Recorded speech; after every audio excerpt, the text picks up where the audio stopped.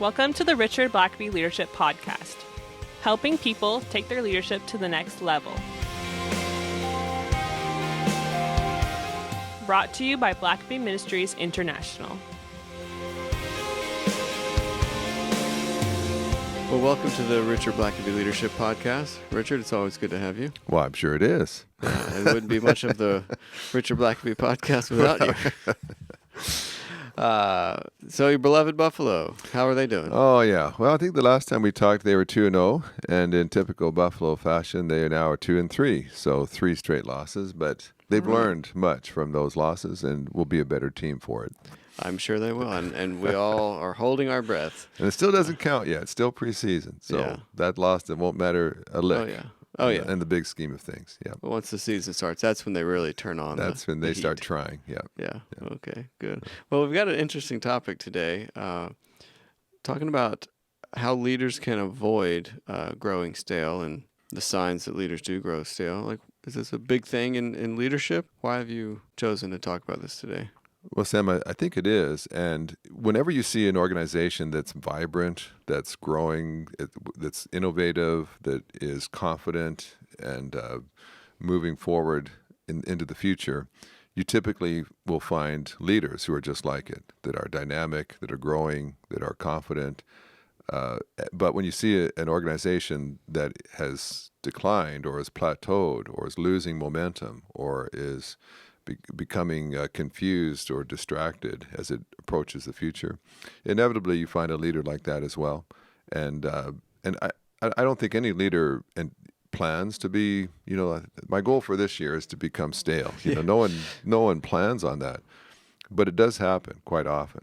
And when I was in seminary, I had a professor say something one time that was very rude, but it was memorable.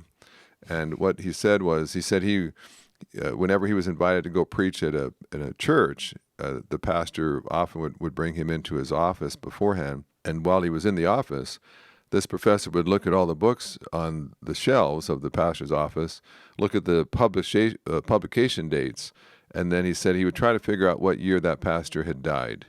And what he meant was, if there's no books on the shelves published in the last 10 years, then he died 10 years ago. In other words, when he stopped growing, he died. And although that's a very obnoxious kind of comment to make, I've kind of done the same thing since then when I'm in someone's office. Now, of course, now it's on Kindle and electronic, and so a little trickier. It's a little harder now to go into someone's iPad and figure out when they died. But still, when you are in a room that has books, and obviously they read hardcover kind of books, that's one of the signs that this guy stopped growing, stopped learning. Yeah, and so you can't afford to do that because your organization will reflect your leadership, and when you stop growing as a leader, inevitably your company, your organization is going to stop growing as well. Yeah, so not learning anything new is one of the signs. What are some other signs that a leader is growing stale? Well, there's a number of them. When their organization starts to plateau, that's a sign that perhaps the leader is losing their momentum as well, their enthusiasm, their creativity. But there's a number of reasons why leaders do grow stale. I mean, what causes them to do that? One is that they just feel like they've arrived. Perhaps when they were climbing up the corporate ladder, they were trying to outwork everyone else to have more success. They're trying to better their skill sets. And so they're going to seminars and conferences. They're putting in extra time. They're trying to solve problems and catch the eye of management. But one day they end up in the corner office, and now they're in the management position they always coveted. And it's like, okay, I don't have to work so hard anymore. Now I can enjoy the perks. Now the people below me do the hard work.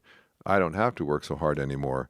And whenever someone has that sense of I've arrived, or I don't have to work so hard now, if you're trying to become a tenured professor so that it's hard to get fired anymore, and you get a good pay with good benefits, and when you're a junior professor, you're an assistant, you're publishing articles, you're going to conferences, you're trying to develop skills as a lecturer. But now you're a tenured professor. Now you can't really be fired. Now you can kind of slack off and visit in the faculty room and relax. And a lot of leaders, you'll notice if you look back at their life, they'll have a very productive period in their life where they accomplish some things. And then at a certain point, they just start coasting on their previous accomplishments. They sort of bask in the glory of what they did in the past. They live off their reputation. So when people feel like, well, okay, I worked hard to earn this position, now I'm here, now I'm going to take my foot off the pedal and just relax a bit. That's always one of the signs. And sometimes, too, when people rise up as leaders, of course, people will praise you. They want to get in good with you. They want to tell you what you want to hear. And some leaders start believing their press. They start believing that they really are God's gift to that company and that the company wouldn't be there without them, or certainly not as profitable. And when things go to your head, you don't stay sharp anymore. You're enjoying all the accolades more than you are getting down to work. You're listening to the sycophants who just want to praise you all the time so they can gain favors from you, instead of really talking to the people that are pointing out the problems and the issues that need to be addressed. Some just go lazy. I mean, they worked hard, and now as they get older, they get lazy. And I see people that, boy, I tell you what, when they were on business travel, they were always reading a leadership management book. They were always reading a book in their field. Now they're just watching the in-flight movie. I mean, they don't feel like they want to put the time in anymore. I've earned this perk. And some people really do look at management as, once you get to management, then you get to coast. It's the people on the shop floor that have to work hard. But management gets to leave work early, come in late, have extended lunch breaks. We get the expense accounts, and there is a certain human tendency to think when you get to the top, then you get to relax while people below. Sort of the promised land. Yeah, you work hard till you get there. And another one is that leaders sometimes, they just lose a sense of vision. When they were younger, when they were maybe starting out in business, maybe when they started their own company, they had this great vision of what could be, and they were driven by that vision. But sometimes the worst thing to happen is that you achieve your vision. You do get that company that you always wanted to start. You start that store that you always wanted to have. You become a professor, or you become a doctor, or whatever it is. And at a certain point, you don't have a new vision. There's nothing in the future that drives you forward anymore. In fact, one of the ways you become stale is when people look more and focus more on the past than they do on the future. Mm-hmm. There's nothing in the future that drives them anymore. And so if you do achieve your goal, and some people can achieve their goals early in life. I mean, for some people, actually, it's disastrous to be too successful early in life, because there's nothing to strive for. If you're in your 30s and you already have all the money that you could need, and you've got a nice house, you got a good family, at a certain point, it's like, well, what else do I strive for? Now I guess I just start coasting. And actually, that's why for some people it's disastrous when they retire. Because when they retire, now they're kind of living in the past. It's all about what they used to do.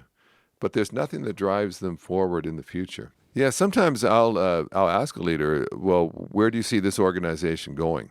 If there's someone that is still vibrant and enthusiastic, they say, well, we're hoping to go international with this product. We're hoping to open a second office on the other side of the country. We're hoping to launch this new product line.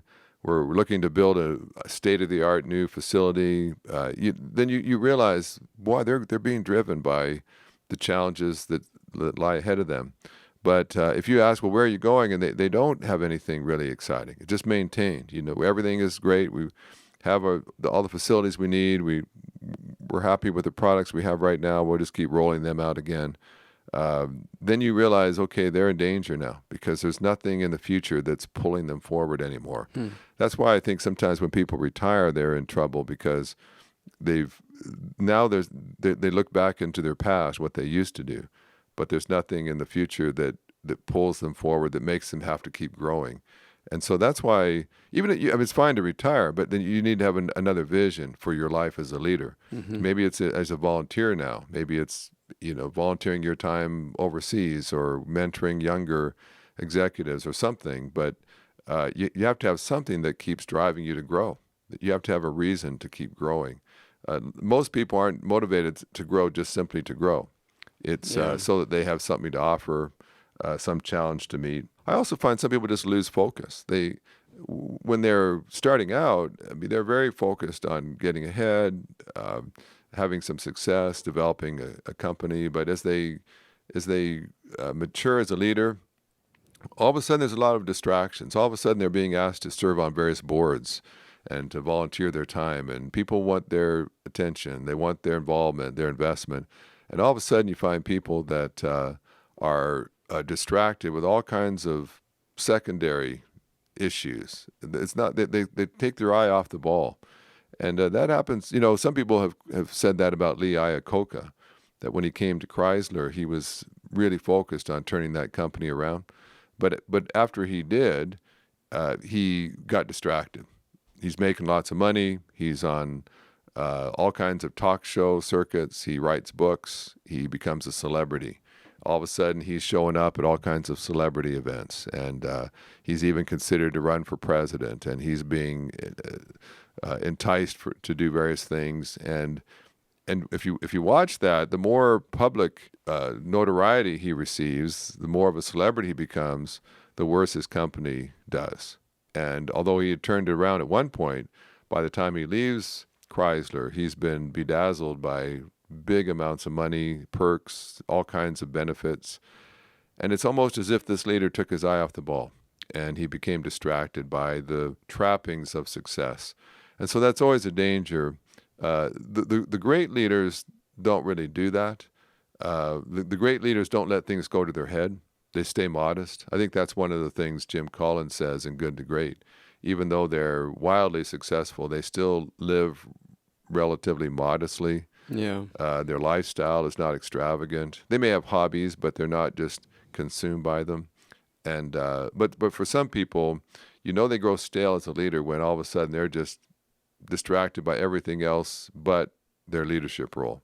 And that's easy to do, and certainly money and fame can be two very distracting elements in anybody's life. Some people become just entitled. And that's where a lot of the scandals come from. People that turned a company around or started a business or started a church, whatever it is they started, you can feel as if it wasn't for me, this wouldn't be here. And so I deserve these perks. The company should pay for my daughter's birthday party because, after all, I've made huge profits for them this year, and I deserve a $10,000 shower curtain in my company office ensuite because I've made huge profits for this company over the years, or it would be bankrupt if it wasn't for me. And so sometimes people become so entitled that they lose sight. It's about the company. It's not about them. Great leaders always realize that they'll move on one day, but hopefully the organization that they leave behind is stronger than ever. It's always about the organization they lead. Leaders are just stewards.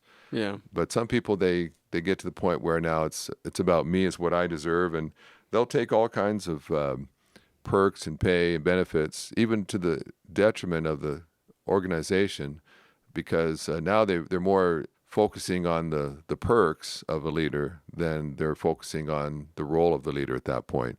So there's a number of reasons, and people just can think at a certain point, well, I know how to do this now. I've had success. I don't need to learn anymore. Why should I? I've written a book on leading in this field now. Why should I read a book anymore? And so, they may be very current at that moment, but the moment they stop reading, the moment they stop learning, they're starting to fall behind. And eventually they're not cutting edge anymore. They used to be. And at that point where they were the leader in their field, they stopped learning, they stopped growing. And now, 5 years later, they're hopelessly behind. And you see it happen where people start to think, well, I'm the expert here. I need to give others advice. I don't need to be seeking advice. And when that happens, you're in dangerous territory of becoming plateaued and stagnant and stale as a result.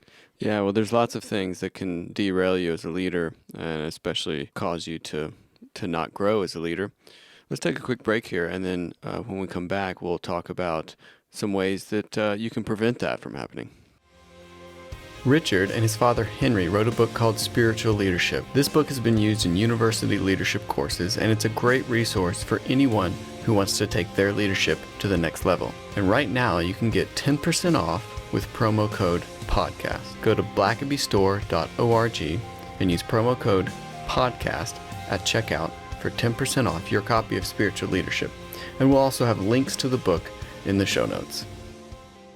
All right, so we've seen where there's lots of things that can cause a leader to grow stale. There's lots of reasons for not growing and not learning. So what are some ways that a leader could avoid those pitfalls and those issues that we talked about before the break? Well, Sam, I think one is just always be a lifelong learner.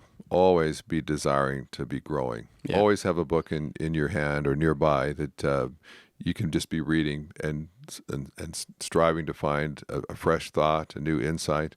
I've told the story before about my dad. When he was probably about 70, he was at my house. We were going to be writing a book together, and we had devoted an entire day just to basically sketch out a new book we were going to do jointly. And I had planned to meet him at 6 o'clock in the morning.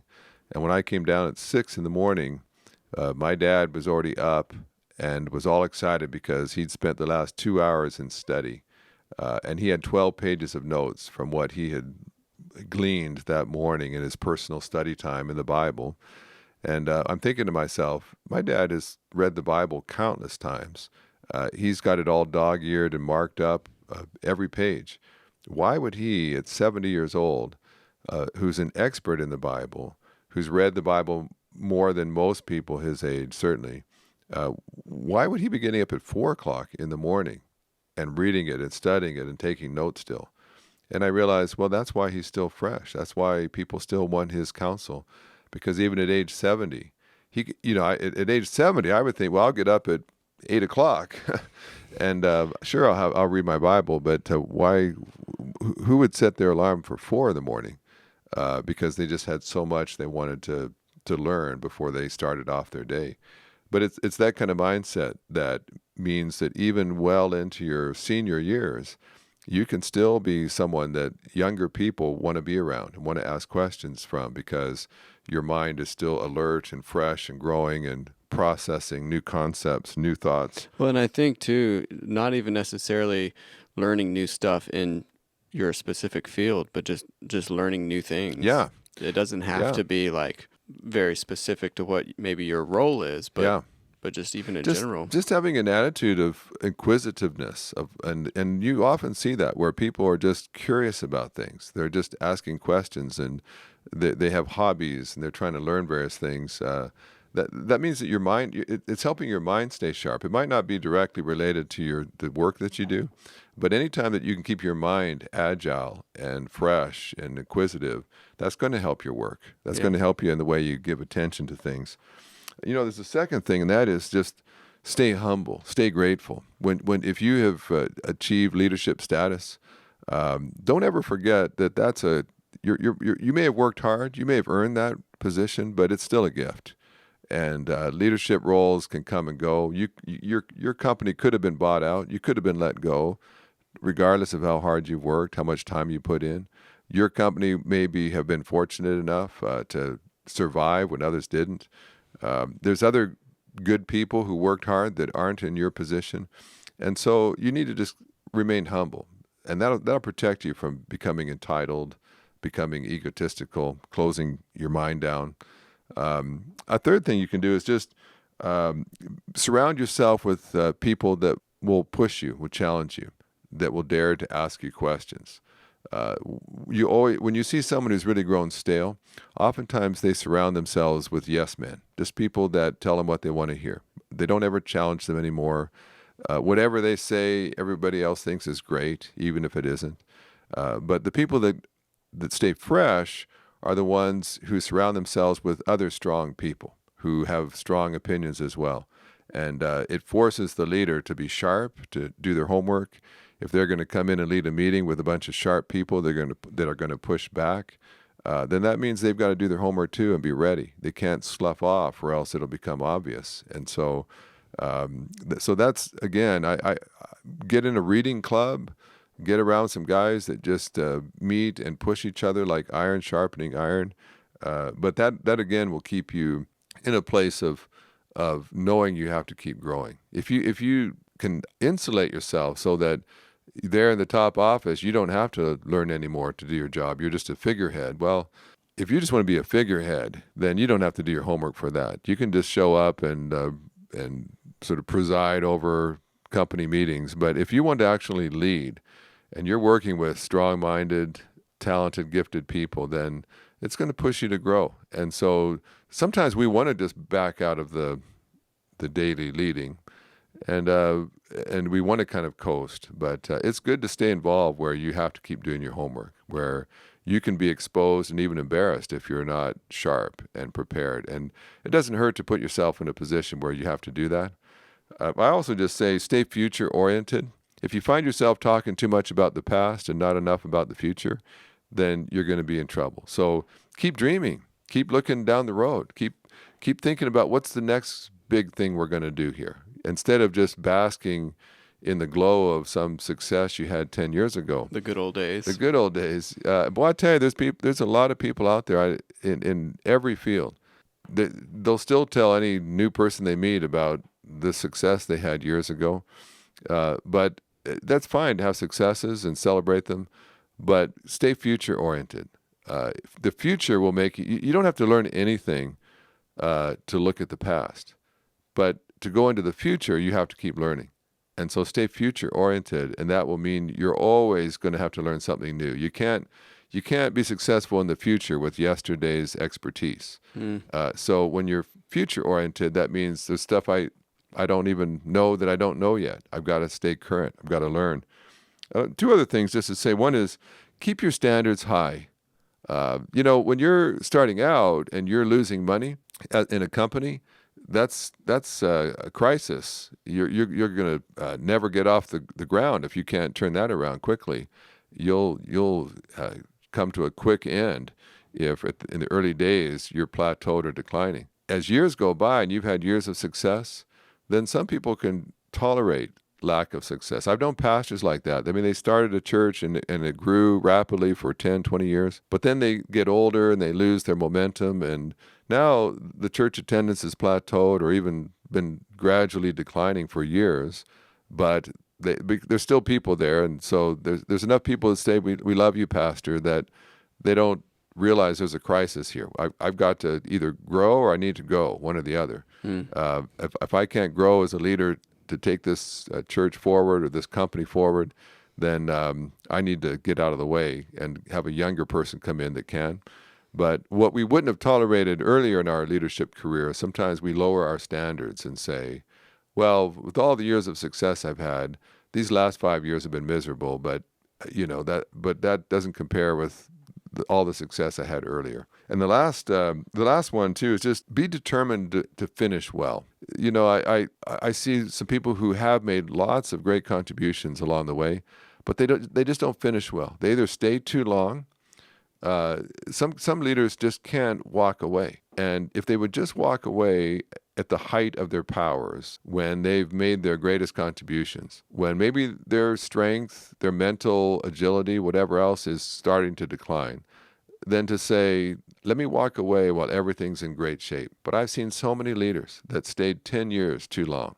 If they just left 10 years, and I'll tell you, sometimes in the church, it's the worst, because the pastor will say, well, there's no retirement in the Bible. So I'm 75 years old. The church is dwindling down to a handful, but I'm not going to walk away because retirement's not in the Bible.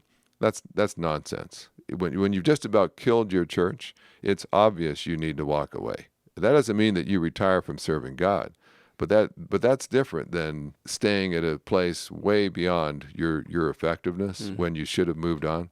And so I just say, take pride in your work. Take pride that year by year there's growth, there's profits, there's advancement forward. And if year after year you're not experiencing success, then take a really hard look at what you perhaps need to do. I just kind of end with a hockey example, as I want to do. Of course you will. Ray Bourque, if you follow hockey, played for years and years and years for the Boston Bruins, was one of the most outstanding defensemen of all time. And but in those years, Boston was not a good enough team to win the Stanley Cup. And so as he is nearing retirement, he actually gets traded to the Colorado Avalanche, which at that time was a good team, and had a chance of winning the Stanley Cup.